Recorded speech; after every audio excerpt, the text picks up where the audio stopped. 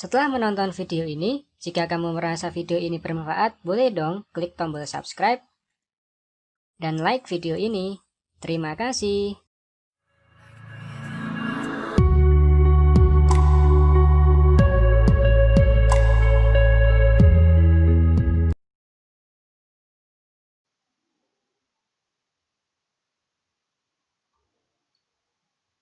Kembali lagi dengan biologiedukasi.com. Kali ini biologiedukasi.com akan membahas mengenai otak besar. Ini adalah materi kelas 11 semester 2 yang masuk ke dalam materi sistem koordinasi dan subbabnya adalah otak besar. Nama lain dari otak besar itu dinamakan dengan cerebrum. Jadi nama lainnya adalah cerebrum. Nanti ada nama lain lagi, tapi bukan otak besar, yang mirip namanya adalah cerebellum. Nah, pada gambar sebelah kiri ini adalah struktur dari otak besar secara umum. Nanti akan kita bahas mengenai bagian-bagiannya. Tapi sebelum ke situ, bahwa fungsi utama dari otak besar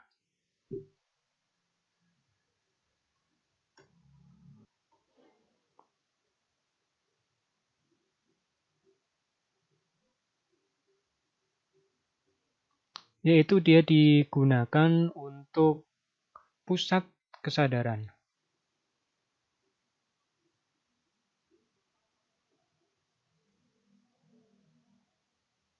Dan sebagai pusat memori. Jadi ini adalah fungsi utama dari yang namanya otak besar. Nah, otak besar sendiri dia sebetulnya dibagi menjadi dua bagian utama yang dinamakan otak besar bagian kanan sama otak besar bagian kiri. Jadi dia memiliki dua bagian utama di mana nanti fungsi utama untuk yang bagian kanan ini dia digunakan untuk mengontrol bagian tubuh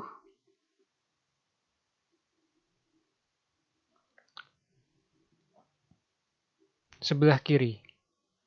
Jadi dia kebalikan antara kanan sama kiri. Sedangkan otak besar bagian kiri dia digunakan untuk mengontrol bagian tubuh bagian kanan. Jadi ini adalah secara garis besar dia memiliki seperti ini.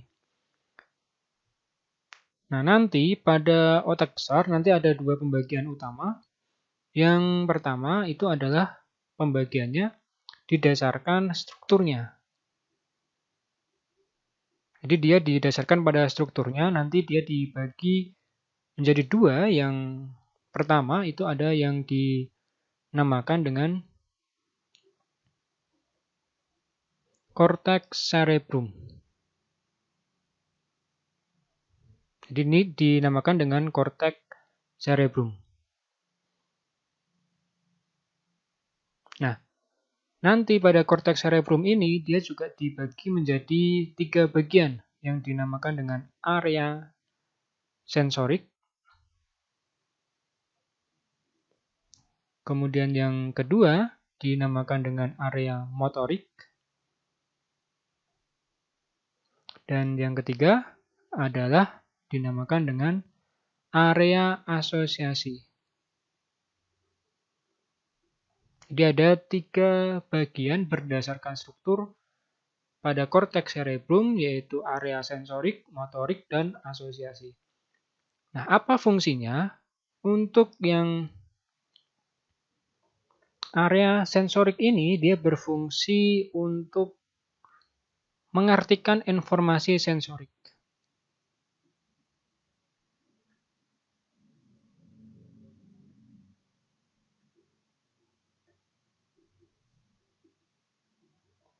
Seperti apa? Jadi di sini contohnya adalah cahaya,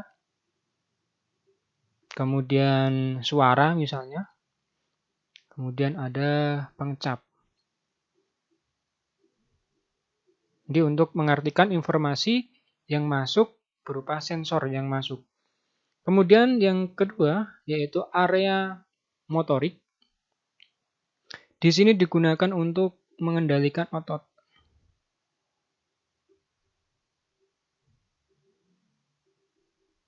Nah, nanti sehingga bisa terjadi yang namanya gerakan. Nah, nanti dibagi dua, ada gerak refleks sama gerak sadar. Sedangkan bagian asosiasi ini di sini digunakan untuk merekam pengalaman.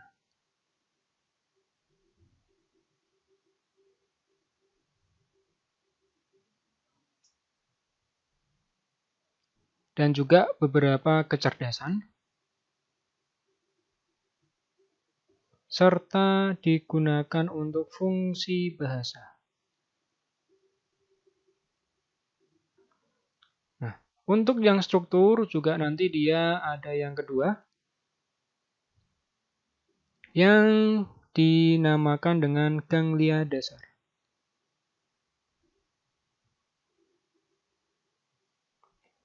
Apa fungsi dari ganglia dasar? Di sini digunakan untuk koordinasi gerakan.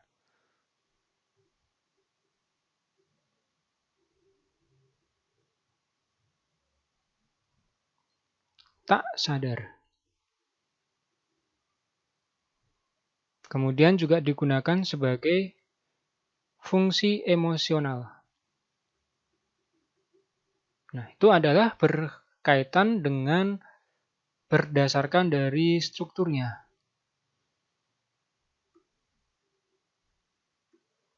Dibagi menjadi dua,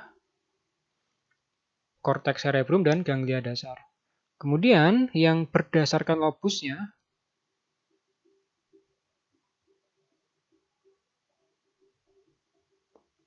nanti dia dibagi menjadi 4 bagian.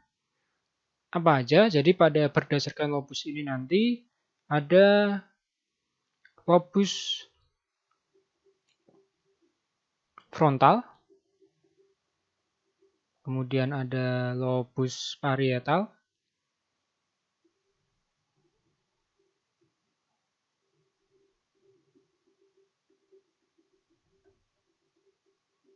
kemudian yang ketiga ada yang dinamakan dengan lobus temporal. Jadi ini berdasarkan lobusnya. Nah, fungsinya apa aja? Jadi pada lobus-lobus ini nanti, untuk yang lobus frontal ini, misalnya dia digunakan untuk kemampuan berbicara.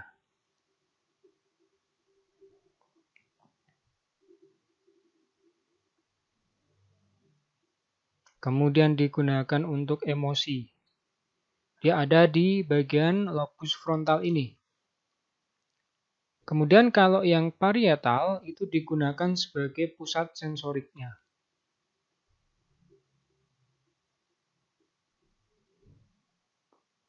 Sama dengan yang di sini, area sensorik di sini.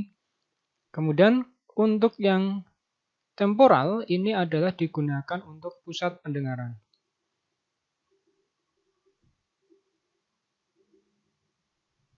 Dan bahasa.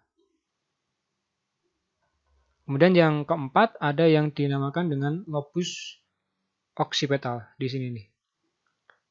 Untuk lobus oksipital ini digunakan untuk sebagai pusat visual. Jadi digunakan untuk melihat. Nah, dari penjelasan ini maka dapat disimpulkan bahwa kalau berdasarkan struktur ada dua, yaitu korteks cerebrum dan ganglia dasar.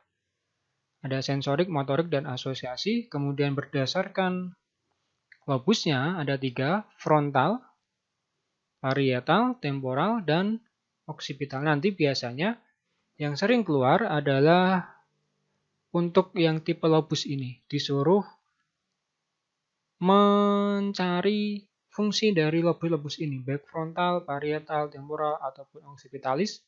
Dan yang berikutnya adalah bagian-bagiannya ini. Frontal ada di bagian depan ini. Ini lobus frontal. Kemudian parietal adalah yang bagian tengah ini. Oksipital adalah bagian yang paling belakang dan temporal ada di bagian yang paling bawah ini.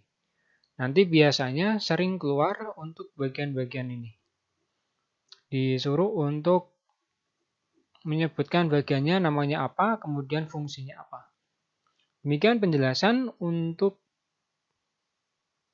otak besar atau cerebrum yang nanti sering akan keluar di soal-soal semesteran. Semoga bermanfaat dan jangan lupa subscribe jika bermanfaat untuk kalian semua.